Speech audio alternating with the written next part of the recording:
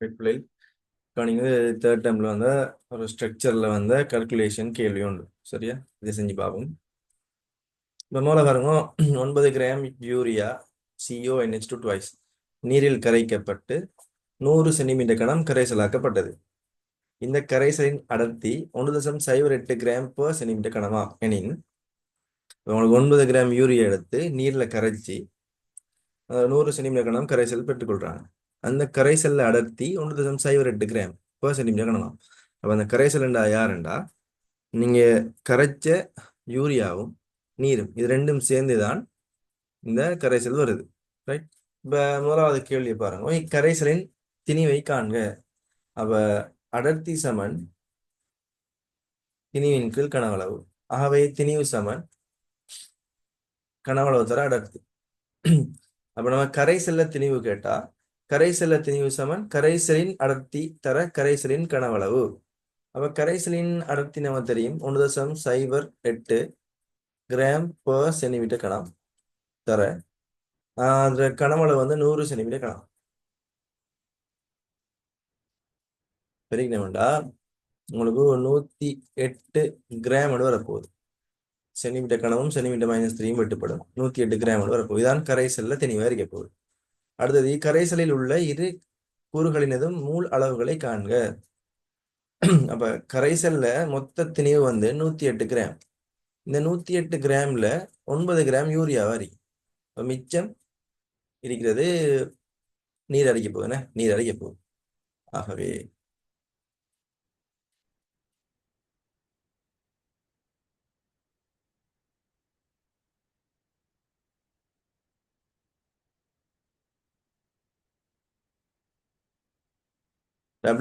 Urea யூரியாட திணிவு 9 gram வரைக்கும்.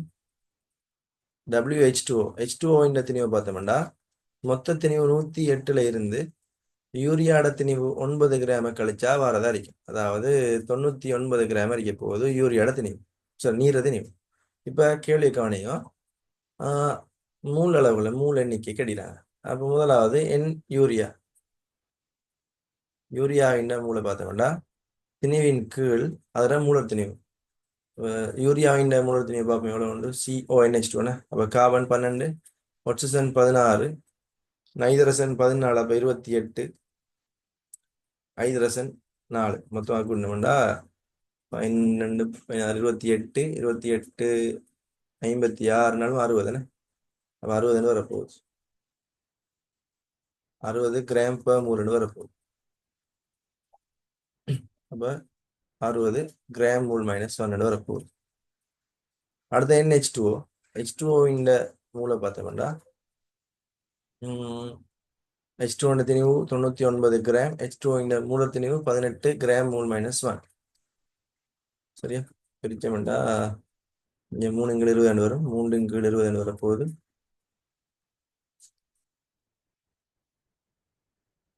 என்ன விட வரும். என் யூரியா வந்து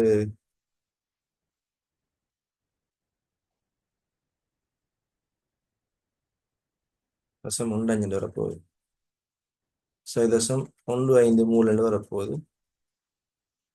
இதை பிரிச்சு 9ஆல பிரிச்சா 11 கீழ் 2, 11 கீழ் 2 வரப்போகுது.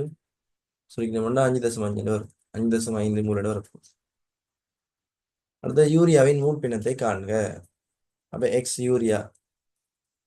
யூரியாவின் மூல் பின்னம் சமன் யூரியாவின் மூல் கீழே மொத்த மூல், அதாவது யூரியாவின் மூல் சக H2O மூல் கூட்டின வேண்டால் யூரியாவின் தசம் 1.5 தசம் 1.5 கீழ் தசம் 1.5 + 5.5 கூட்டின வேண்டால் தசம் 1.5 கீழ் 5.65 வரும். 15 கீழ் 565 வரப்போகுது.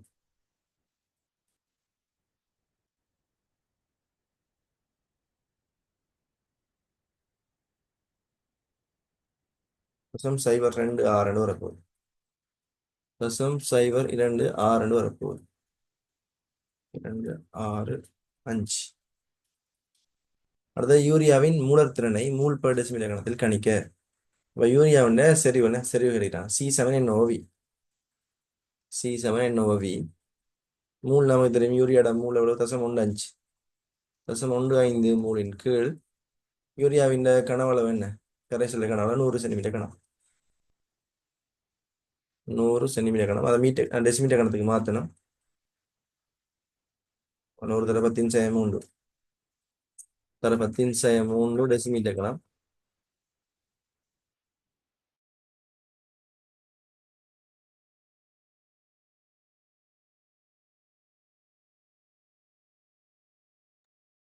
பிரிச்சம் என்றால்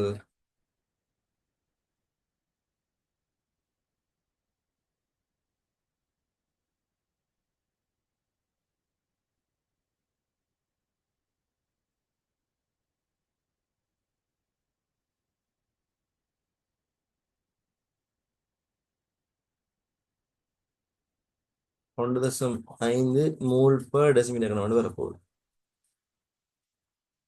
இதுதான் யூரியாவின் மூலர் திறனாகி மூலர் திறன் அல்லது மூலர் செறிவு இந்த யூரியா கரைசல் முழுவதும் NaOH கரைசலுடன் தாக்கமடைய விடப்பட்டது இதன் போது விளைவாக Na2CO3யும் அமோனியாவும் பெறப்பட்டது எனின் இதற்கான சமன் செய்த சமன்பாட்டை அல்லது தாக்கத்தை தருக Na2CO3 NH3 வரப்போகுது இந்த யூரியாவை நம்ம NaOH தாக்கமடைய விட்டோம்டா CONH2 twice இதோட நீங்க NaOH தாக்கமடைய விட்டால் உங்களுக்கு Na2CO3யும் NH3யும் உருவாகும் அப்ப Na2 தானே அப்ப 2 NaOH தேவைப்படும் நைட்ரசன் NH2 twice தானே 2 அமோனியா இருக்கு அப்ப 2 NH2 2 இருக்கு அவை 2 அமோனியா பெறப்படும் தாக்கம் சமனாகிக்கும் எல்லாத்தையும் பார்த்து இல்லை ஆக்சிஜன் 2 1 3 கார்பன் 1 இங்கேயும் கார்பன் 1 சோடியம் 2 ஐதரசன் நைட்ரசன் 2 ஐதரசன் 4 2 6 எல்லாம் சமனாகி எத்தனை சொல்லிக்கிறார் தாக்கத்தை சமப்படுத்தி சொல்லிக்கிறார் அடுத்த கேள்வி பாருங்க விளைவாக பெறப்பட்ட சோடியம் கார்பனேட் முழுவதனையும் வீழ்படிவாக்குவதற்கு கல்சியம் குளோரைடு கரைசல் ஒன்றின் 50 சென்டிமீட்டர் கனம் தேவைப்பட்டது எனில் உருவான சோடியம் கார்பனேட்டின் மூல் அளவு யாது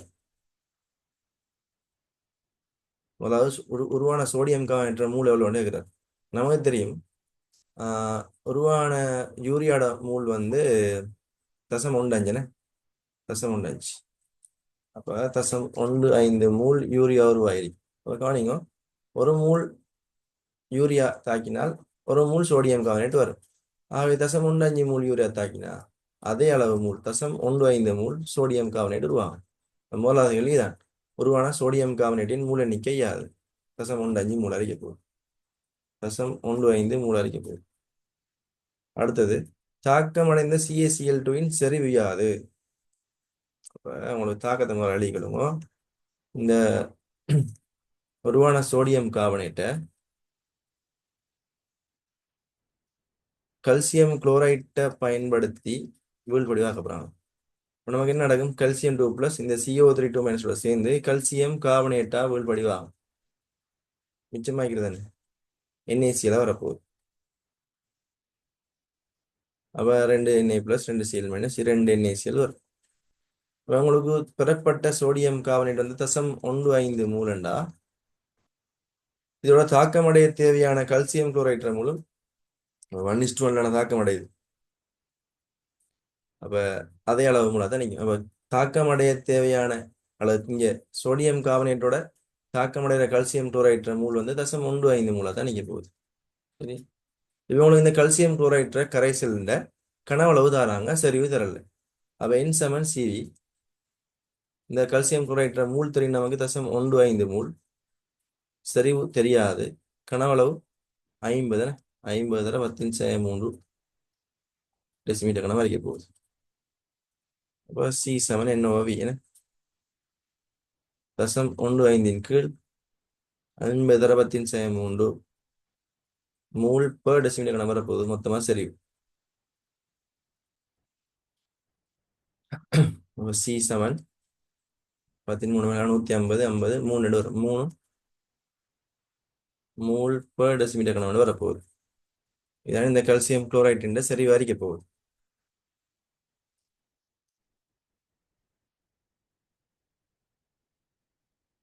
அடுத்த கேள்வி பார்ப்போம்.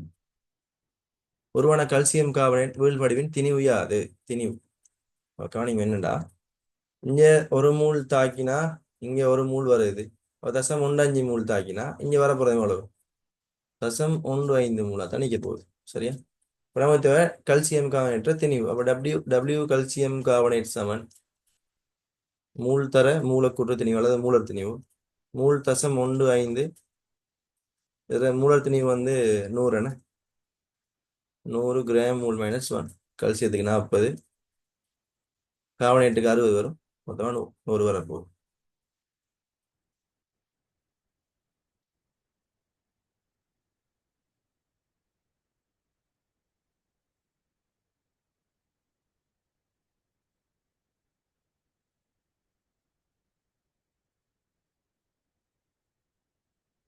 அதனுடைய விடைகள் வரும். 15 கிராம்ல வரப்போகுது.